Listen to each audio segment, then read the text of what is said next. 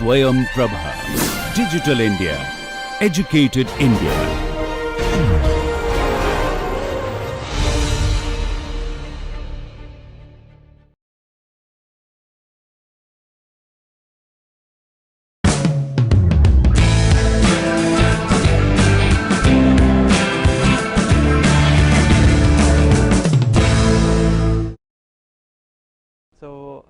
This is a recap of what we did in the last class on Thursday.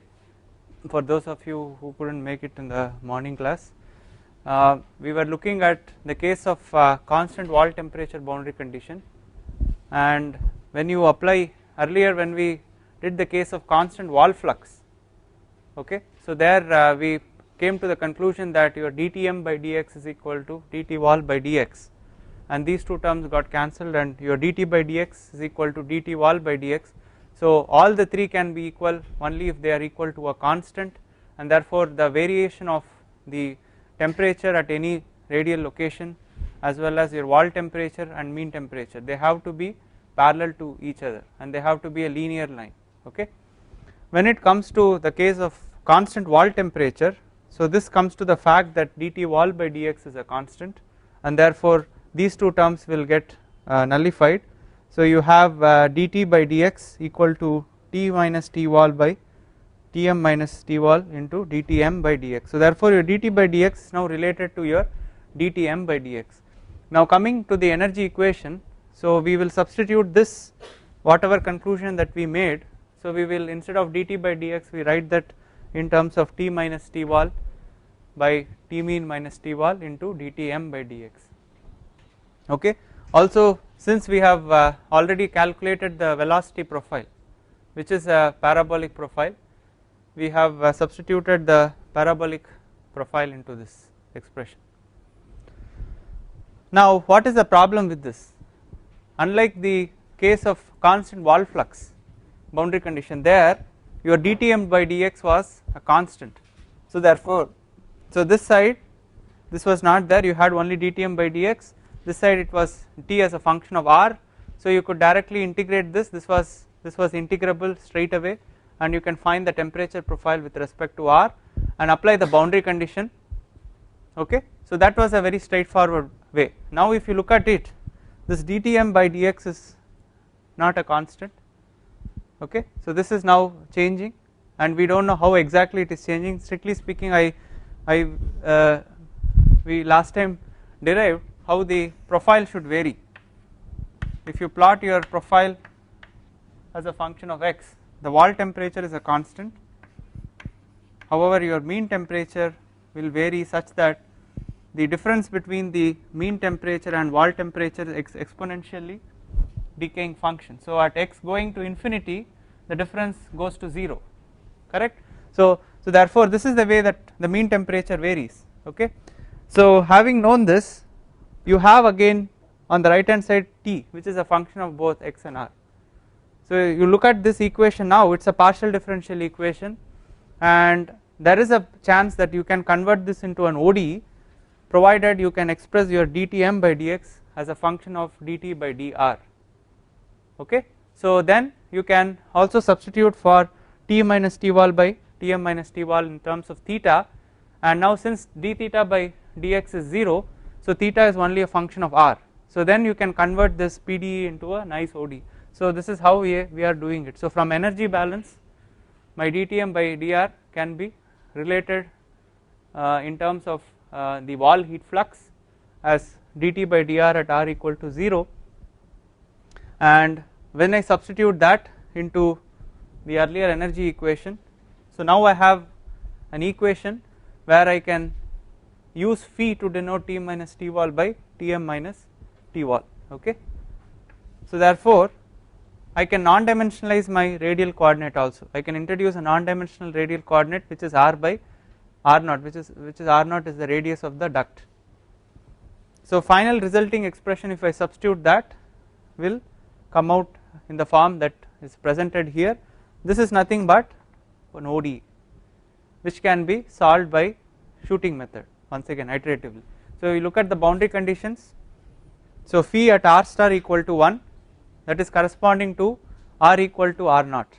So that should be 0 because there your T will be T wall, and at r star equal to 0 you should make use of the fact that the profile is symmetric and therefore the slope has to be 0. So these are the two boundary conditions. This is a second order ordinary differential equation. So we can solve the ODE with the two boundary conditions. So how do we do this?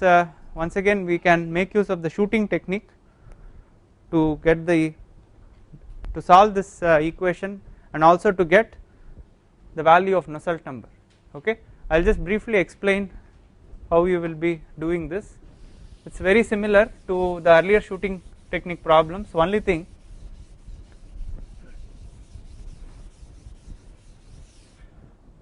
see now the coordinate system, what you have been working with starts with the center. So what I would like to do is, when you solve this with shooting technique, you can start working from the coordinate system which starts from the wall. Okay, so why we can do that is that at the wall you do not know the gradient. Okay, also you do not, the gradient is related directly to your Nusselt number. So in this equation you do not know what is the Nusselt number, also you do not know what is the gradient at r star equal to 1, correct. So both are not known. So in order to simplify this problem, if we start working directly with a coordinate system starting from the wall and marching to the center, you can directly guess the value of nu, and therefore that will give you a guess for directly the slope at the wall, right.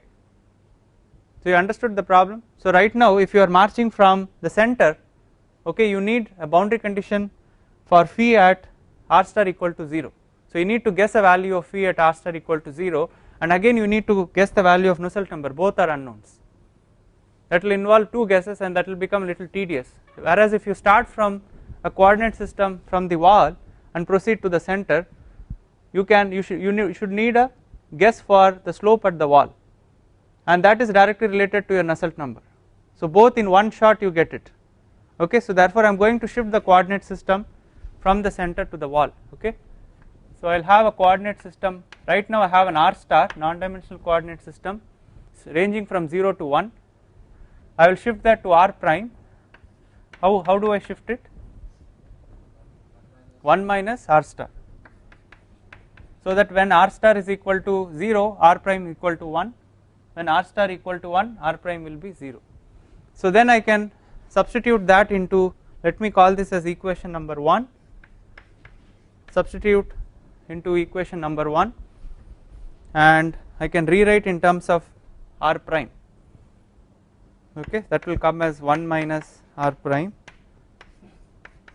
d by dr, 1 minus r prime d phi by dr prime. Of course your dr prime will be minus dr star, right. So that should be equal to minus twice Nusselt number into phi into 1 minus r prime the whole square. Instead of r star square I have 1 minus r prime the whole square. So this is how my ODE will be, and the boundary conditions will be phi at r prime equal to 0 will be what?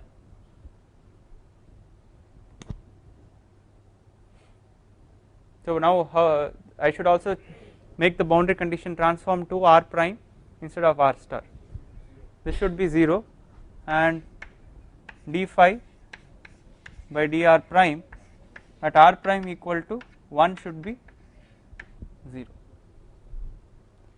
Okay, so now I can,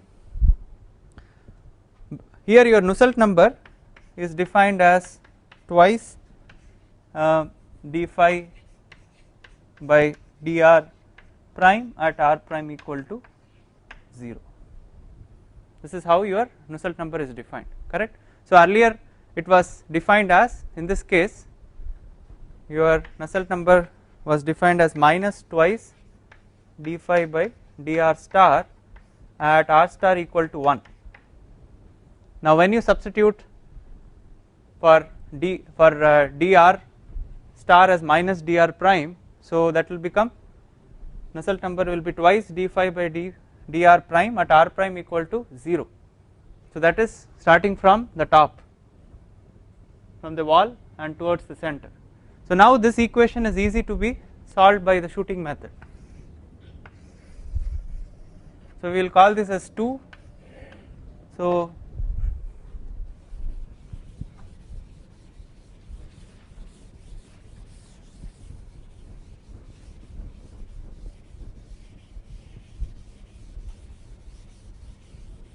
by shooting method, first I should reduce, before for applying shooting technique I should reduce the second order ODE into two first order ODEs.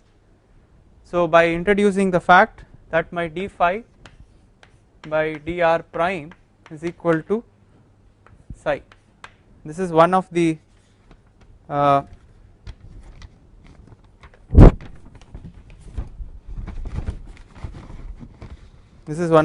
ODEs. Therefore if you substitute into equation number 2, you should be getting d by dr, this is all your dr prime into 1 minus r prime into psi should be equal to minus nu phi into 1 minus r prime into 1 minus r prime the whole square. Okay, so this is equation number 3, this is equation number 4. So now you have reduced equation 2 to 2 first order ODEs, one you have to solve for phi, the other you have to solve for psi. So the boundary condition for this, so phi at r prime equal to 0, so that basically is 0. So that is sufficient for solving this. Now for solving this you need psi, which is nothing but psi at r prime equal to 0, which is d phi by dr prime at r prime equal to 0. This is not known, this is nothing but what? Nusselt by 2. Therefore now you see you do not know the Nusselt number anyway, so you can guess a value of Nusselt number, and that is the guess for psi at r prime equal to 0. But what you know is basically psi at r prime equal to 1. Okay, so now this becomes an iterative process again. So you guess a value of Nusselt number, therefore you guess a value for psi at r prime equal to 0, you keep marching by the shooting technique, you shoot and you march, and you should make sure that your psi at r prime equal to 0 is equal to 0, so that satisfies the other boundary condition. So you have to do this iteratively, you keep guessing the value of Nusselt number, you change the value of Nusselt number until you satisfy this condition. So finally you end up directly getting the correct Nusselt number, that is it. Okay, so once again I will just write down the procedure.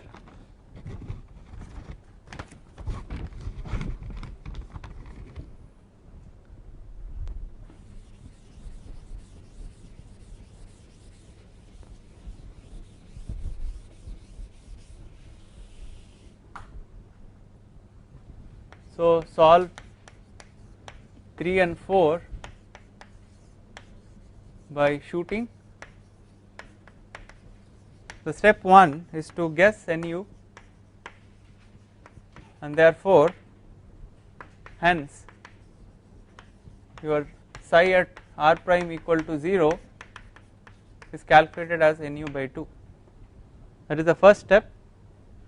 Number 2, you solve 3 and 4 by say Euler method.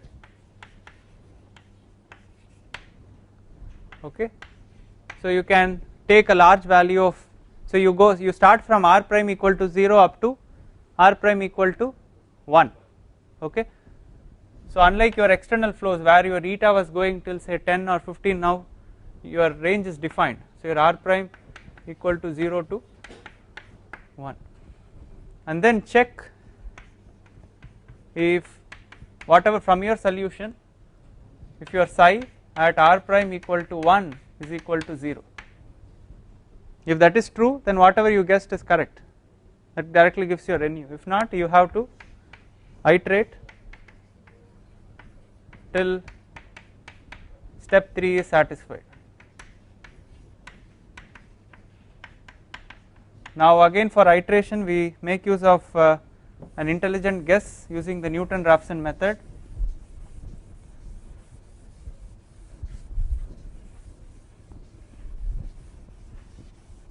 So here the Newton-Raphson algorithm will be psi. You need to basically guess the value of psi at r prime equal to 0.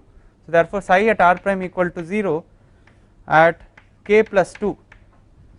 So you first guess once, you guess twice, and then for the third guess you use the Newton-Raphson method, because again it needs at least 2 guesses to calculate the difference.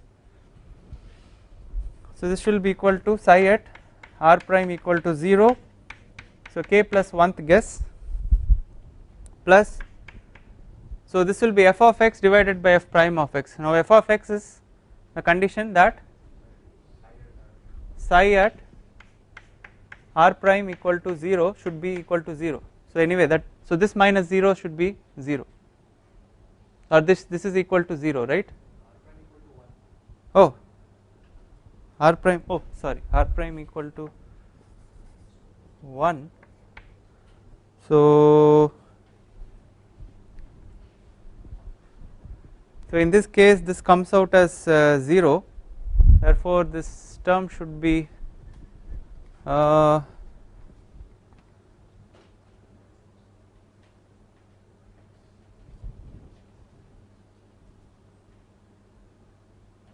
think this entire term then should come out as 0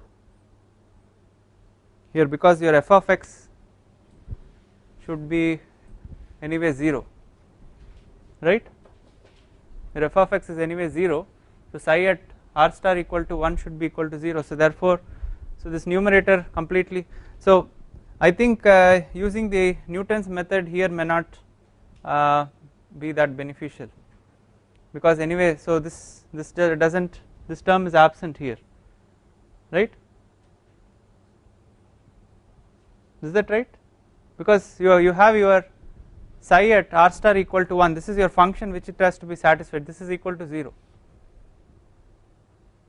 your f of x is basically 0.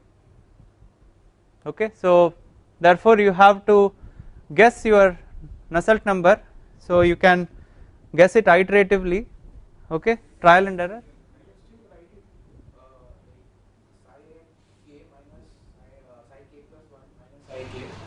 Upon divided by the initial difference in guesses. Yeah, okay, but this is actually the function that it has to satisfy, right? So the function it has to satisfy is f of x is equal to 0. So this is basically on the right, this is plus f of x by f prime of x. So this we are writing as a difference, but your f of x itself is 0 here. Okay, so if you had a condition that this is equal to 1, then you can use it. This minus 1 equal to 0 is your f of x. They are similar to the external boundary layer, correct? So here we have directly your f of x is 0, so there is no point in using this particular method, will not lead you anywhere. Huh? Only at solution it will be 0, so we can use it up to the solution. Yeah, but this is what you have to satisfy, so you have to say that your f of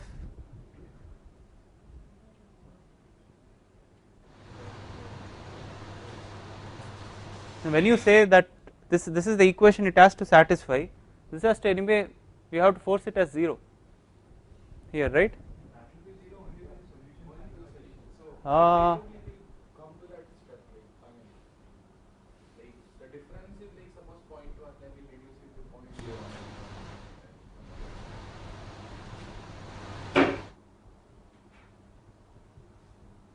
You can just try and check, but I myself am thinking whether if this will work out for this kind of a problem with this boundary condition. because see when you had the condition clearly that, say for example psi equal to 1, so you make sure that it has to satisfy psi minus 1 equal to 0, so that is a function there which it has to satisfy, whereas here psi is equal to 0 directly. Okay, so anyway you can try your whether you can apply your Newton's method and see, but in my opinion this may not lead to the correct solution using this, so you can just do a wild guess. Anyway I will give you the solution, you can start with some guess close to the solution and you will find that your Nusselt number for this case comes out to be 3.658.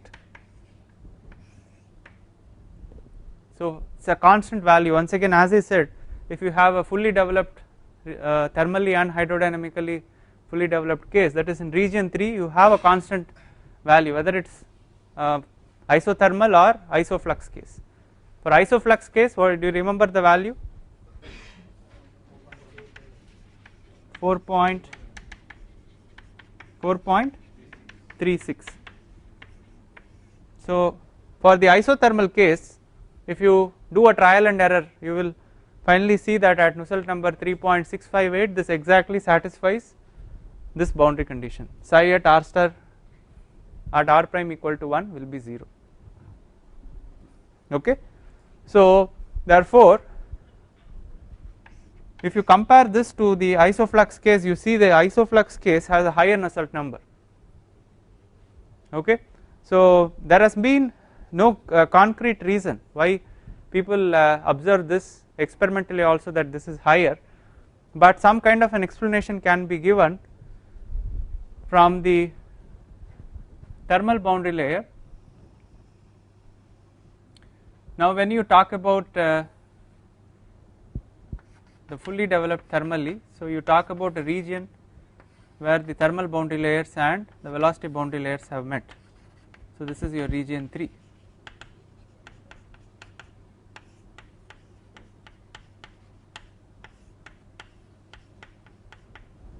Okay, so what could possibly happen if you apply a constant wall flux is that the wall temperature keeps rising gradually, and due to that if you look at the property calculations in the case of external flows, all the properties that we calculated were based on T mean, which was T wall plus T infinity by 2. It is a linear average between the wall temperature and the free stream temperature. In the case of internal flows, we defined a T mean based on your mass weighted average for temperature U of r rdr, so you have divided by integral U of r rdr. So this is 0 to r naught, 0 to r naught. So you have to calculate the properties based on this mean temperature, and this temperature varies from the wall till the center line. Okay, and if you have a case where your wall temperature keeps varying, then therefore and this will consequently result, if you look at the property calculation, the properties will be keep on changing due to the wall temperature variation, whereas if you have a wall temperature which is constant, if you take this kind of an average, it will not vary the way that it varies for the case of q wall equal to constant. So this will result possibly due to this dependence of the thermal boundary layer on the Prandtl number. When these two merge, there will be a possible fluctuations in the thermal boundary layer. Okay, so it will not be exactly located and it will not be exactly merging at the center, but there will be some small fluctuations due to the property variation. Okay, because these boundary layer thickness are functions of Prandtl number, and locally the Prandtl number keeps changing due to different temperature values axially. So they attribute that these kind of disturbances in the thermal boundary layer will result in possibly a higher diffusion, heat diffusion in the case of constant heat flux, resulting in a higher Nusselt number.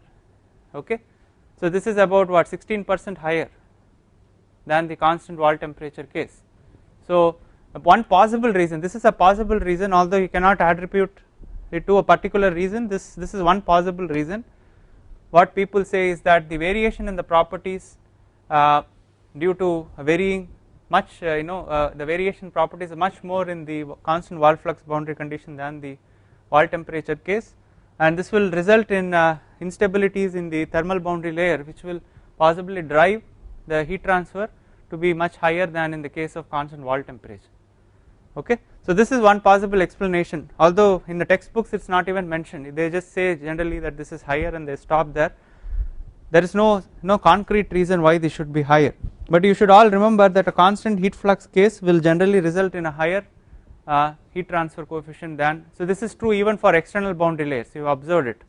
In external boundary layers, the two boundary layers never merge, they keep the boundary layer keeps on growing, so there the fluctuations will be quite dominantly seen, whereas here the two boundary layers merged, and therefore you can only attribute some fluctuations towards the center line.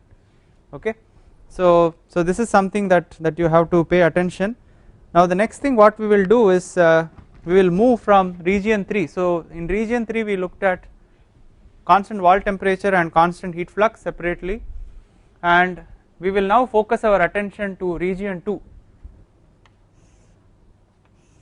that is this region right here. So where you are hydrodynamically fully developed and the boundary layers still have not merged in terms of the thermal boundary layers have not merged, or you cannot say that your d theta by dx is equal to 0. Okay, so you can only say du by dx is 0. The velocity profiles are fully developed, but you cannot say the temperature profiles are fully developed. So for this particular region, it's a more interesting region. We will focus the rest of the classes, another 3 or 4 classes towards the region 2. So any questions on this so far? So I think I will give an assignment where you will be doing the shooting method. You can try out with an iterative guess. You can start with 1, 2, 3, 4, and you will find that progressively this will be satisfying. So once you reach close to the solution, you can take the guess values much closer, 4.1, 4.2, then you should see that it should converge.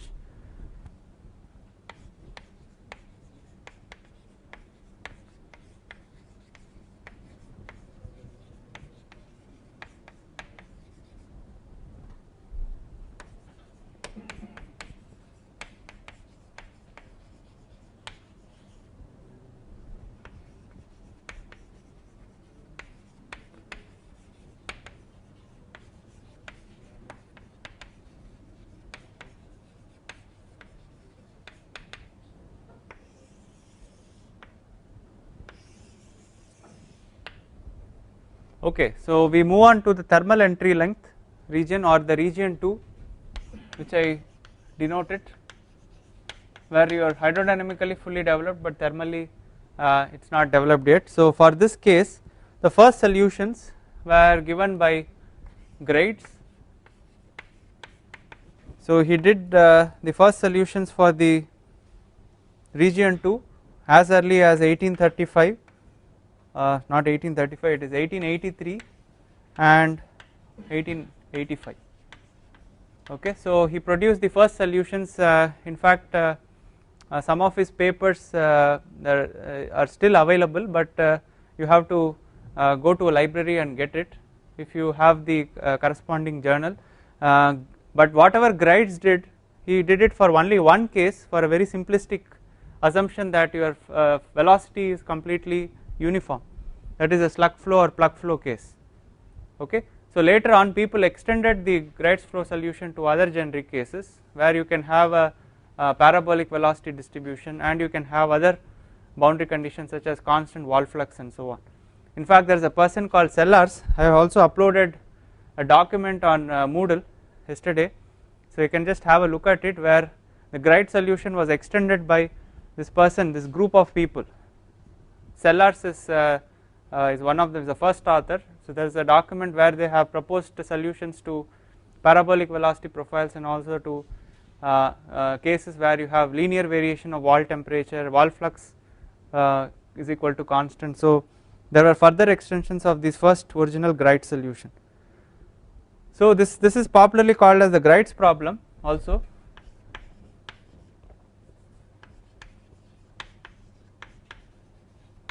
And I will just list down what are the assumptions that he made. The first assumption that he made is that your radial velocity is 0 everywhere. The second assumption is the ratio of k by rho Cp into u is a constant. Now this is a big assumption. Okay, when you say k by rho Cp, this is your alpha. So this you can understand that as a property could be constant, but when you say also u is a constant, so that means is assuming everywhere plug flow. Okay, so this is for a case where you have only plug flow, and therefore you can assume that this is your slug flow or a rod like flow, he calls it. Okay, he calls it as a rod like flow. So he assumes as it's like a solid rod which is passing through a circular tube. Okay, so where you have a velocity which is a constant and properties are also constant, and at the starting point where you are looking at the thermal boundary layer. Okay, so there the inlet temperature is a constant. So the region that you are looking at now is where your velocity boundary layers merged, and then you start the thermal problem. Okay, so suppose you start your thermal problem somewhere here. Okay,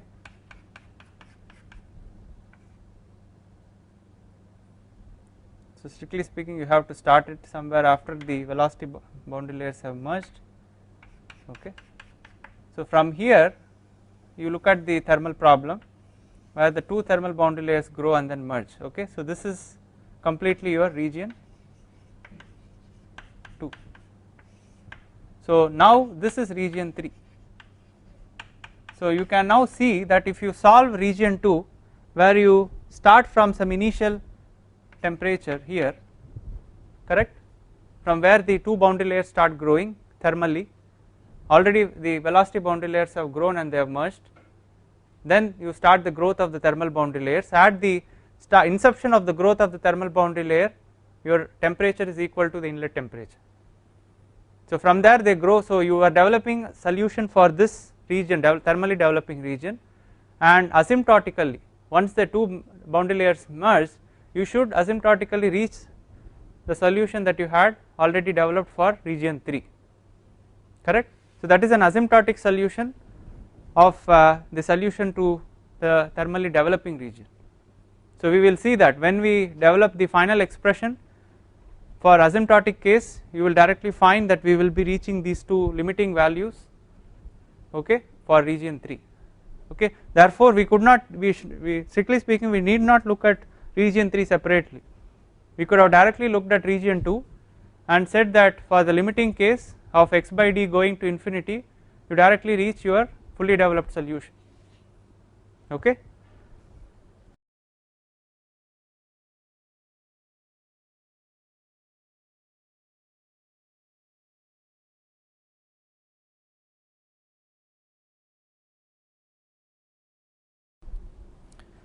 So this is your assumption that at the inlet everywhere, inlet where you start the growth of the thermal boundary layer, your inlet temperature is uniform, it's constant, and so this is for the case if at x is equal to 0. So now your coordinate starts from the point where you start the thermal boundary layer growth. Okay, so this is your coordinate system. So it does not start from the inlet of the pipe, it starts from the point where your thermal boundary layer starts growing and where your fully developed velocity profiles are present. Okay, and T equal to T wall at R equal to R naught if your x is greater than 0.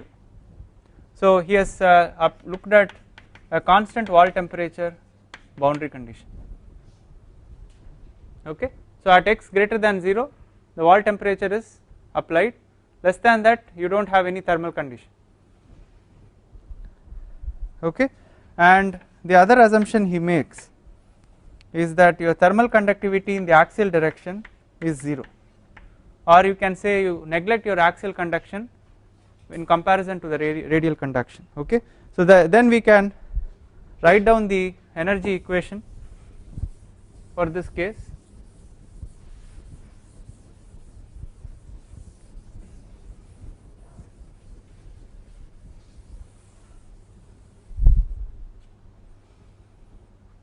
So now so if you say the energy equation is u dt by dx is equal to, I am expanding, originally you have 1 by r d by dr of r dt by dr, I can expand it, I can say alpha is common, so I can differentiate with respect to r keeping dt by dr constant, okay. So that will be 1 by r dt by dr, plus I can differentiate dt by dr keeping r constant, so that will be d square t by dr square.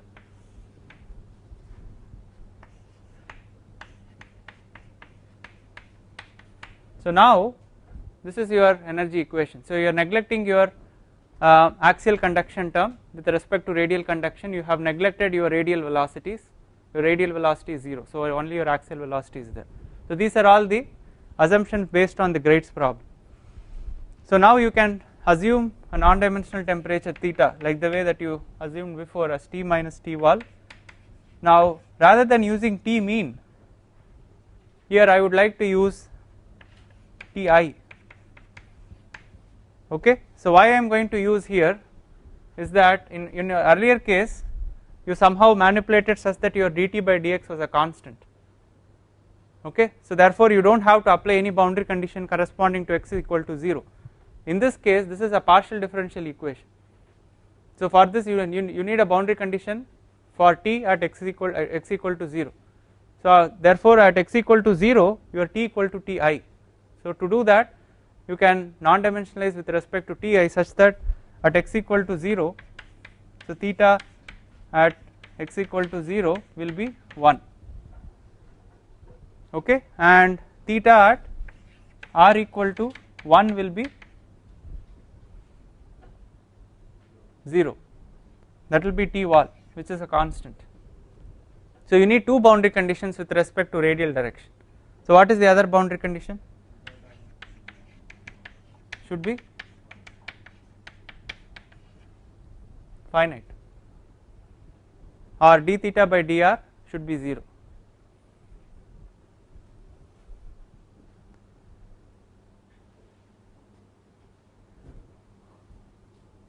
Okay, so substituting this we can rewrite this as, I can say my u equal to um which is a constant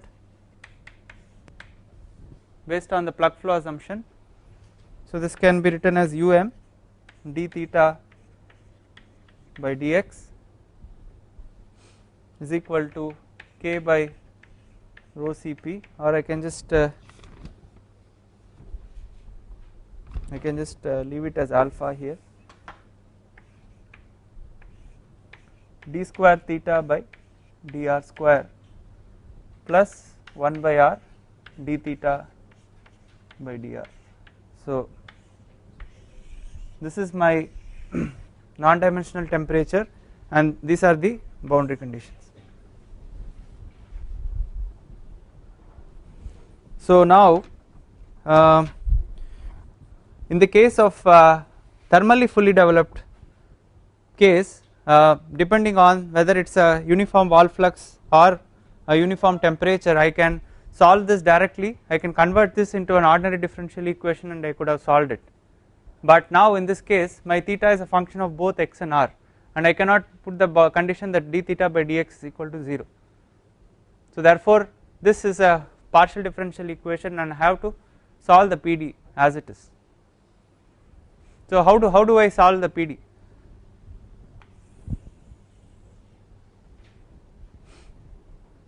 I think most of you have done the solution of PDs before. What is the simplest technique to solve PDs? Huh? separation of variables. Okay, so how many of you have done separation?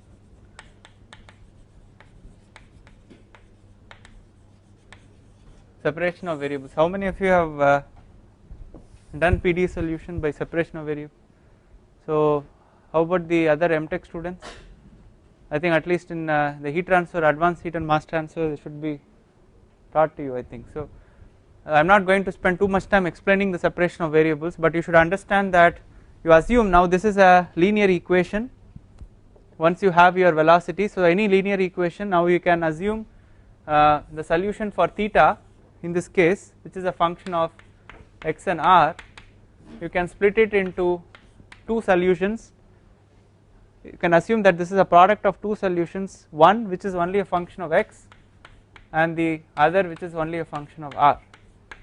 This is the starting point of any problem for separation of variables. So then this is the assumed solution, you put it into the PDE. Let me call this PDE as number 1. So substitute the assumed solution into 1.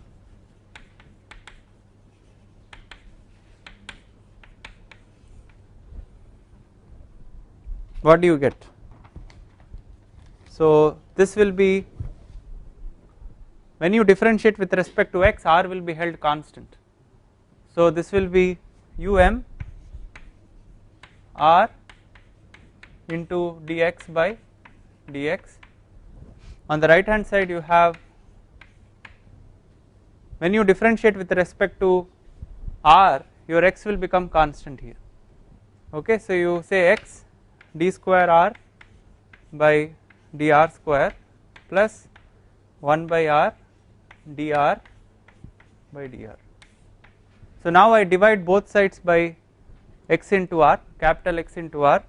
So this will be by alpha, I bring it here, 1 by x, you have d. Now so this, since x is a function of only x, all this partial differentials will get converted into ordinary differentials. My x is a function of only x and capital R is a function of only r. So all these partial differentials here should be written in terms of the normal differential. So this will be dx by dx. On this side it will be 1 by r d square r by dr square plus 1 by small r dr by dr.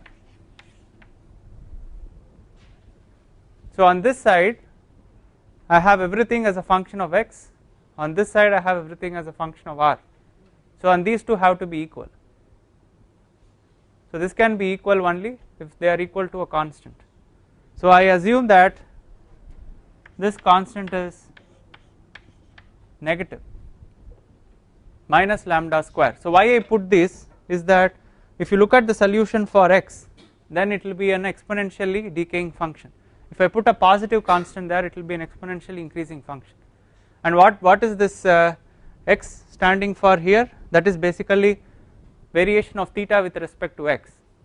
Okay, so if you look at the variation of theta, you can see that as you start from this point, your t will be equal to ti. Okay, and that will be 1. So your theta will be 1. So if you plot your variation of theta with respect to x, so it starts from some value 1 and from there it has to increase or decrease. It has to decrease till it reaches the value of t wall, so where it becomes 0. So that has to happen exponentially, right? So this can be possible only if your constant is negative here. So this has to be an exponentially decaying function, only then your theta will behave in that way. Okay, so this lambda square, what I am using, these are called as eigenvalues. Okay, this is the principal solution to the problem. These are called as eigenvalues. So therefore now I have two ordinary differential equations. So one is dx by dx plus alpha by I have lambda square x equal to 0. This I call as equation number 2, and d square r by dr square plus 1 by r dr by plus lambda square r equal to 0. So I can equate this separately to the constant, this separately to the constant. I have two equations, two ODEs. So ultimately what I have done, I have converted the partial differential equation into two ODEs. Now ODEs I can always solve them, I can at least use a simple numerical technique to solve the ODEs. Now what is the solution to the ODE number 2? It's an exponential solution, okay. So it will be x of x should be some constant into e power minus lambda square by alpha lambda square by un. So this is my solution with respect to x, okay. The other solution into x, sorry, okay. The other solution is a solution to this ODE. So how do I solve this ODE? Now that is the question. Anybody can recognize what kind of an equation is this? I think in heat transfer I have taught.